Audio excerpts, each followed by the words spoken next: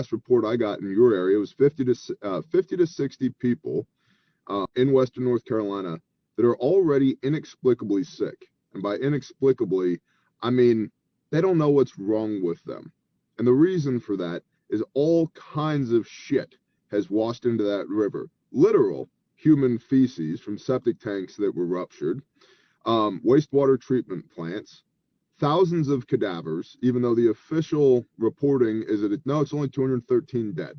Well, that conflicts with one coroner that I personally spoke with that had 1,200 people in reefer trailers, and another EMT that told me he was stacking body bags in the back of ambulances like cordwood.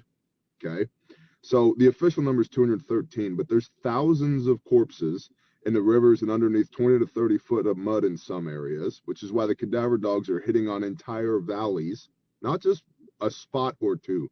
The entire valley is filled with bodies. Then you've got dead animals.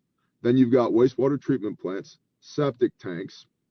You've got NFS, Nuclear Fuel Services, that lost, the official reporting is they lost training barrels, right? Training barrels, 55-gallon drums that they use for training purposes, even though, part of what we do on the Caleb House side is very intelligence driven. And so some of my Caleb House guys came out for this grindstone operation because we needed intelligence.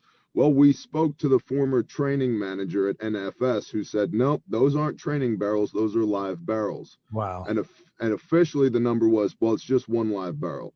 Then it was 5 live barrels. Then it was a semi-load, 250 55-gallon drums. And we know because the semi was found and documented under 10 foot of mud. So you've got nuclear fuel or waste fuels. You also have the facility at NFS. They said they lost a pole barn in the flooding. They didn't. They lost a 10,000 square foot decontamination unit and all the contaminated parts and all the decontamination equipment washed into the river. Then you've got a PVC plant. You've got multiple concrete plants, all of which washed into the river. And part of the problem here is that there are hundreds of homes that should be condemned. And I'm not for the government condemning people's homes.